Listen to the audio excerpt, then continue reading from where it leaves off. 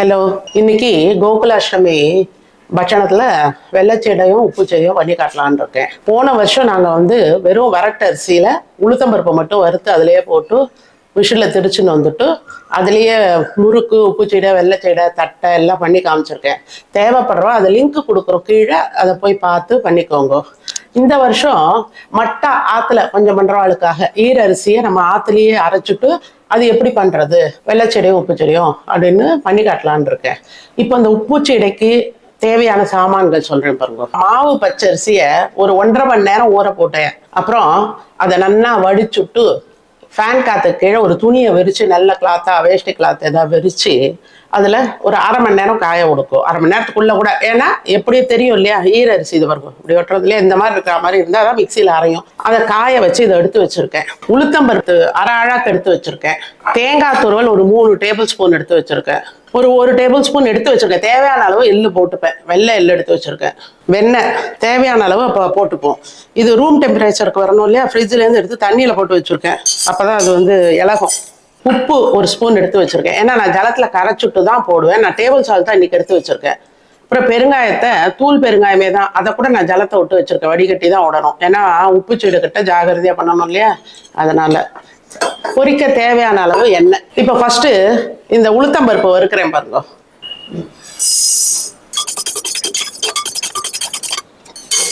இதை பாருங்க, இந்த மாதிரி சகப்பாக வறுத்துட்டோம். வாசனை வருது, அணைச்சிடுறேன். இப்போ இது ஆறட்டும். ஆறினோடனே ஃபஸ்ட்டு மிக்சியில் இதை அரைச்சுன்ட்டு அதுக்கப்புறம் தான் அரிசி அரைக்க போகிறேன். இது ஃபேன் காற்று அடியில் இருக்கும். இது ஆறி எடுத்து இது மிக்சியில் ஃபஸ்ட்டு திரிச்சுட்றேன். அது ஈர அரிசி அரைக்கிறதுக்கு முன்னாடி பாருங்க அரைச்சாச்சு. இதை நல்லா சலிச்சுக்கணும்.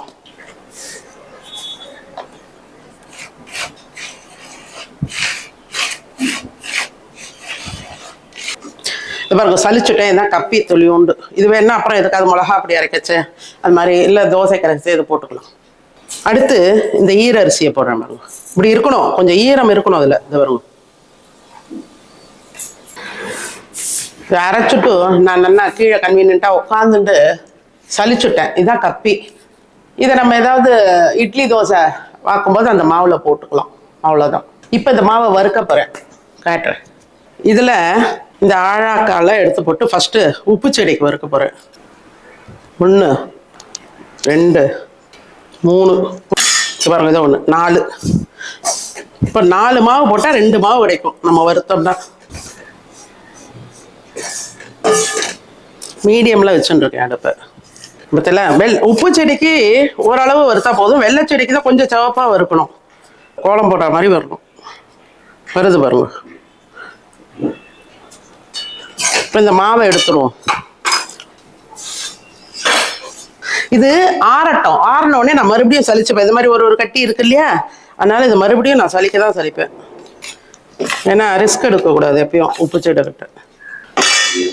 இப்போது வெள்ளை செடிக்கு வறுக்க போகிறேன். அடுத்து இதுக்கு ஒரு 2.5 கிட்டத்தட்ட இருக்குது மாவு இந்த ஆழாக்கில்.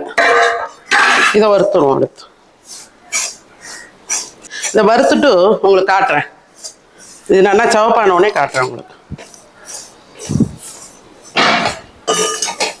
இது பாருங்க, அதை விட இது கொஞ்சம் சிவப்பாக வறுக்கணும். கொஞ்சம் அதை விட உப்பு சீடையை விட வெள்ளை சீடைக்கு கொஞ்சம் எக்ஸ்ட்ரா வைக்கணும். அதாவது இதை சுழல்றது பாருங்க, ஈரமாவு போட்டும்போது ஒரு மாதிரி அடம்பாக இருக்கும் வறுக்கிறதுக்கு. இப்போ பாருங்க ஈஸியாக அப்படியே அதுலேயே சுழல்றது மாவு. இது பாருங்க நல்லா ரவுண்டாக வருது பாருங்க வறுக்கும்போது. அவ்வளோதான், நல்ல மணமும் வருது. போதும். இப்போ இதை எடுத்துடலாம். ரெண்டுமே இப்போ ஆறிட்டு நான் சலிக்க தான் போகிறேன். மறுபடியும் இந்த கட்டியெல்லாம் இல்லாமல் இருக்கணும். இது பாருங்க, இது உப்பு செடி இதை ஆறி எடுத்து மாவு அதை சலிச்சுக்கிறேன். இது பாருங்க இவ்வளோ கட்டியாக இருக்குல்ல. இப்போ இதை அந்த சின்ன மிக்சி ஜாரில் போட்டு ஒரு ஓட்டு ஓட்டுனா மாவாயிடும். இது பாருங்க, அந்த கப்பியை இந்த கட்டி உருண்டியாக இருந்ததுல்ல, அது ஒரு ஓட்டு ஓட்டின்னு வந்தாச்சு. அவ்வளோதான், போதும். இது வேண்டாம். இப்போது உப்பு செடிக்கு பாருங்க, ஃபஸ்ட்டு இதில் ஒரு அழாக்கு மாவாச்சா. அடுத்து மறுபடியும் சலிச்சதால பாருங்க நல்லா இருக்கும் மாவு. சரிங்களா, 4 போட்டதுக்கு நமக்கு 2 தான் கிடைச்சிருக்கு கோபுரமாக பார்த்தோம்னா. இப்போ இந்த 2.25 போட்டோம் இல்லையா, இதுக்கு ஒரு அழாக்குக்கு 1 ஸ்பூன் போதும். இப்போ இதுக்கு வெண்ணெய் பாருங்க, ஒரு 2 டேபிள் ஸ்பூன் வெண்ணெய் போட்டுருக்கேன். ஃபஸ்ட்டு கையால் இந்த வெண்ணெய் போட்டதுக்கப்புறம் இப்படி கலந்துடுவோம். மாவில் நல்லா பெசறனா மாதிரி. இதில் தேங்காய் வந்து அந்த பல்லு அந்த தூசெல்லாம் இல்லாமைக்கு, தேங்காய் நார்லாம் இல்லாமைக்கு ஒரு 1.5 டேபிள் ஸ்பூன் போட்டுருக்கேன். எள்ளு கொஞ்சம். நீங்கள் இதெல்லாம் வேணுங்கிறவா நான் இன்னைக்கு போடலை. பயத்தம்பருப்பும் கடலைப்பருப்பும் இதுக்கு 2மா சேர்ந்து 1 ஸ்பூன் போதும். அதை ஊற வச்சுட்டு நல்லா ஊறணும். ஊறினதுக்கப்புறம் அதை வடிச்சுட்டு அதை இதில் போட்டுருக்கோம். இதுக்கு பாருங்க ஒரு 1/2 ஸ்பூன் உப்பு போட்டு வச்சுருக்கேன். டேபிள் சால்ட் தான். இதை நல்லா கரைச்சிப்போம். அதுக்குள்ளேயும் இந்த பெருங்காயம் பாருங்க, நான் இந்த தூள் பெருங்காயத்தையே தான் கொஞ்சம் ஜலம் விட்டு வச்சுருக்கேன். அது கொஞ்சம் விட்டுக்கலாம்.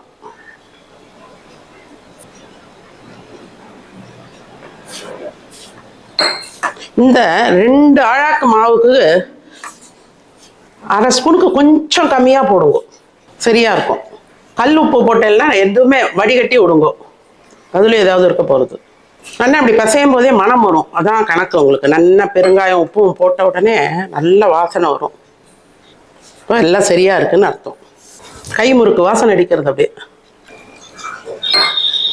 ரொம்ப மாவு அதிகமாக மாவு பண்ணலைன்னா கொஞ்சம் கொஞ்சமாக இந்த மாதிரி 2 அழகாக போட்டு பிசைஞ்சுக்கோங்க. அதான் செவக்காது, ஆனால் இழுக்கிறது மாவு வறுத்ததால்.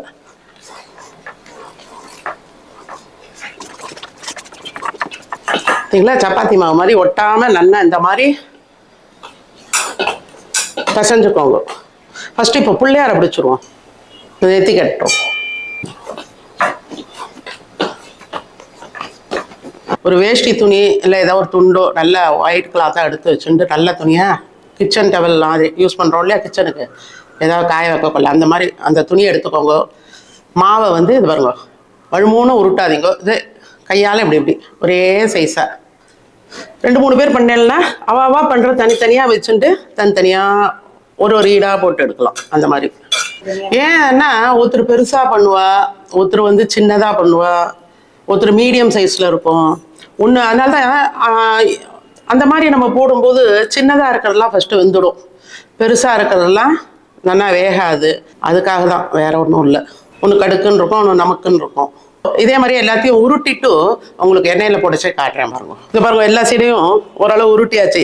ஃபர்ஸ்ட் பேட்ச் இந்த இடத்துல உருட்டி போட்டதை மட்டும் எடுத்துருக்கேன். அப்புறம் இந்த பக்கம் இது என் பொண்ணு உருட்டினா இது அப்புறம் உருட்டிருக்கேன். கொஞ்சம் கொஞ்சமாக போடலாம். எண்ணெய் காஞ்ச உடனே சிம்மில் வச்சுக்கோங்க. எப்பயுமே நம்ம அனுபவம் உள்ளவாலும் சரி, இல்லாத பிகினர்ஸும் சரி, ஃபர்ஸ்ட் இந்த சீடை மட்டும் கொஞ்சம் சேஃபாக தான் பண்ணணும். நம்ம பிள்ளையாரையும் கிருஷ்ணனையும் வேண்டிட்டு போடுங்க எல்லாருமே. இப்போ ஃபர்ஸ்ட் போடுறேன் பாருங்க. முதல்ல நிறைய போடாதீங்க. நான் ஒரு 12 சீடை தான் போட்டிருக்கேன். இப்போ இது எப்படி என்னன்னு பார்ப்போம். இல்லை எதுக்கும் என் பொண்ணு பயப்படுறா, சேஃபாக இந்த மாதிரி கிடுக்கியை வச்சுக்கோமா. எனக்கு அந்த மாதிரி வந்தது இல்லை, பகவான் புண்ணியத்தில் பார்ப்போம். இப்போ பாருங்க, கொஞ்சம் நேரம் ஆச்சா, மெதுவாக இப்போ திருப்பி விடுவோம். ஃபர்ஸ்ட் ஈடு நிறைய போட்டுறாதீங்க, அதுக்கு தான். போட்டுட்டு கொஞ்சம் சிம்பிளை வச்சுட்டு அப்படியே பார்த்துக்கோங்க.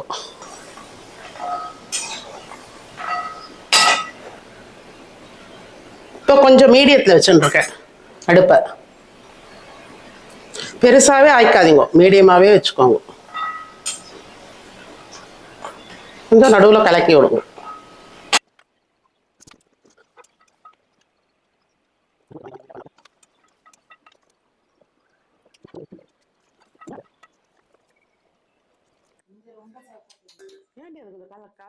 இது பாருங்க, கொஞ்சம் எடுத்துடுறேன். ஓசை அடங்கியிருக்கு, எடுத்துடுறேன். இனிமே அடுத்த தைரியமா போட்டுக்கலாம், ஒன்றும் இல்லை. இப்போ பாருங்க, இப்படி போடணும் மெதுவா. இப்படி சின்னதாகவே இருக்கட்டும். இப்போ பாருங்க, இது இந்த மாதிரி ஓரளவு 3/4 வேக்காட்டுக்கு மேலே இருக்கு. இது வெந்த உடனே எடுத்துட்டு அடுத்த இட போடுவேன். அப்புறம் 2த்தையும் ஒன்றா வேக விட்டேன், அப்போ வந்து நல்லா கிறிஸ்பியாக கிடைக்கும். இப்போ பாருங்க, அடுத்த ஈடு அப்படியே வச்சுக்கோங்க.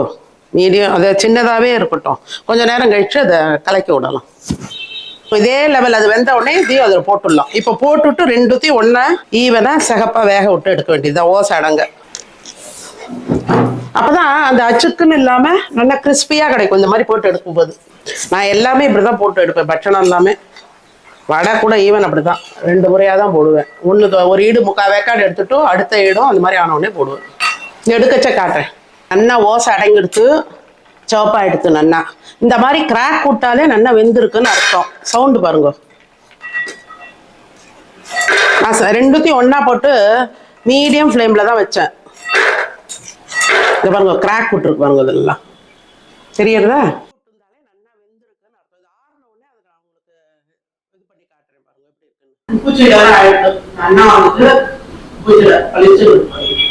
இந்த பூச்செடி நல்லா கரகரன்னு வந்துருக்கு. எப்படி பாப்பறேன் எங்க அம்மா கீழே வச்சுட்டு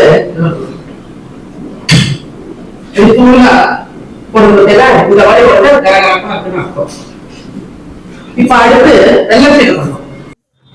இப்போ இந்த வறுத்த மாவு 1.5 அழாக்கு இருக்கு. அதுக்கு 3/4 வெல்லம் நான் போட போறேன். பொதுவா 1 அழாக்கு மாவுனா 1/2 அழாக்கு வெல்லம் போதும். அதுக்கு மேல போட்டோம்னா வெள்ளை சீடை கரைஞ்சு போயிடும். பல்லு பல்லா நெருக்கி வச்ச தேங்காய் ஒரு 1.5 டேபிள் ஸ்பூன். அடுத்து உளுத்தம் பொடி அது ஒரு ஸ்பூன் போட்டுக்கோங்க போதும். வெள்ளை எள்ளு ஒரு 1/4 ஸ்பூன். ஒரு 1/2 ஸ்பூன் தான் வெண்ணெய். ஏன்னா அந்த தேங்காவை நெய்யில பொரிச்சு போட போறோம் இல்லையா. 1/4 ஸ்பூன் ஏலக்காய் பொடி. இப்போ வானிலையில ஒரு ஸ்பூன் நெய்யை விட்டுக்கிறேன். விட்டுண்டு இந்த பல்லு பல்லா நெருக்கி வச்சிருக்க தேங்காய அதுல போட்டுக்கலாம். இப்போ சிலருக்கு வந்து இது பல்லுல ஆகப்படும் நினைச்சாக்க நீங்க துருவி போட்டுக்கோங்க.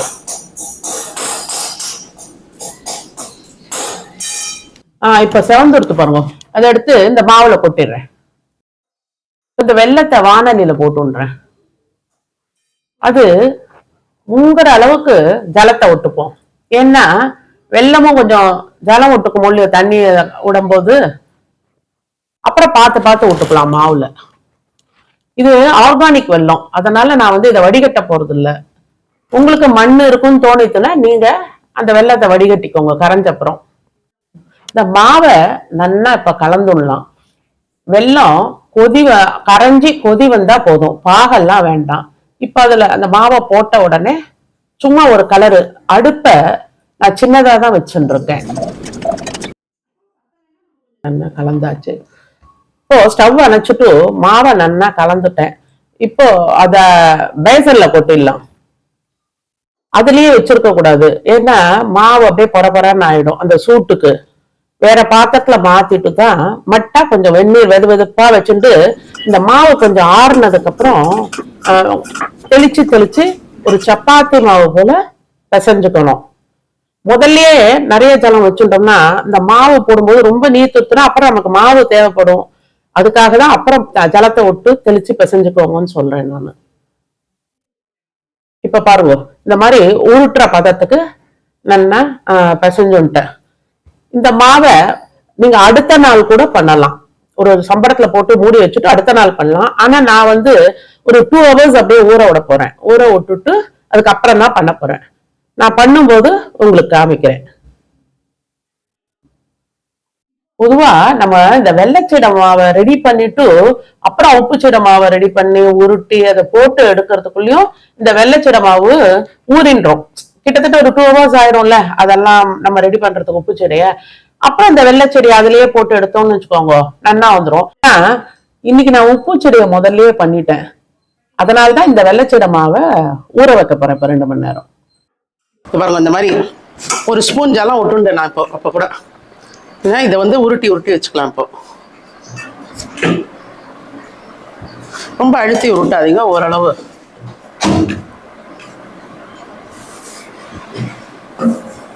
இன்னும் கொஞ்சம் பெருசா வேணுங்கிறா பெருசா போட்டுக்கோங்க. இதே மாதிரியே எல்லாத்தையும் உருட்டிட்டு காட்டுறேன். இந்த பாருங்க எல்லாத்தையும் உருட்டியாச்சு. இப்போ இதை எண்ணெயில போட்டு எடுக்கலாம். இப்போ பாருங்க எண்ணெய் காஞ்ச உடனே மெதுவா, நிறைய போடக்கூடாது. ஃபர்ஸ்ட் ஒரு 6 போடுறேன் போதும்.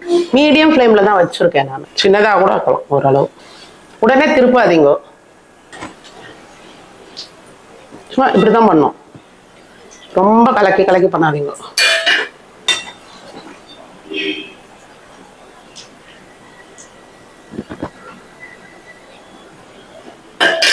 கரையாம வந்திருக்கு பாருங்க.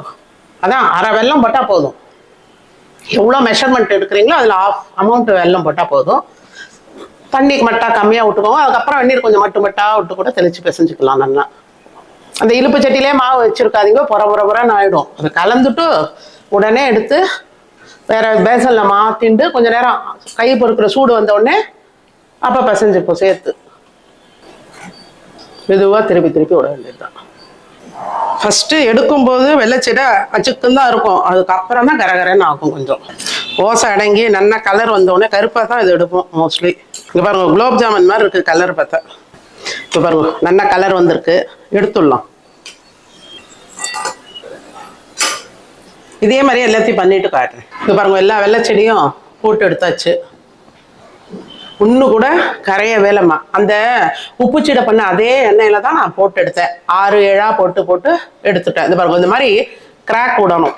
இந்த பாருங்க எல்லாத்தையும் விட்டுருக்கு பாருங்க, விட்டாலே நல்லா வெந்திருக்குன்னு அர்த்தம். எல்லாரும் இதே மெத்தட்ல ஃபாலோ பண்ணி பாருங்க. கண்டிப்பா இந்த வெள்ளைச்சீடை உப்புச்சீடெல்லாம் நல்லா வரும். என் பொண்ணு சொல்றா, சப்போஸ் பிகினர்ஸ்க்குலாம் வரலன்னா என்னமா பண்றதுன்னா, எனக்கு சொல்லவே மனசு வரல, இருந்தாலும் சொல்றேன்.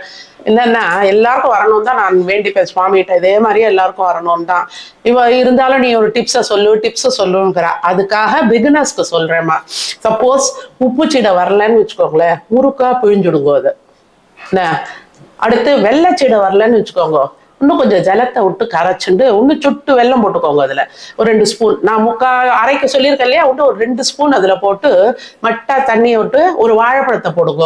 எல்லாம் மிக்சியில் போட்டு அந்த மாவு ஒரு அடி அடிச்சுக்கோங்க. அடிச்சுட்டு அதுக்கப்புறம் அது அப்பமா வளர்த்துருங்க. அவ்வளோதான், ஏதோ ஒரு ரூபம் கிடைச்சிடும் இல்லையா.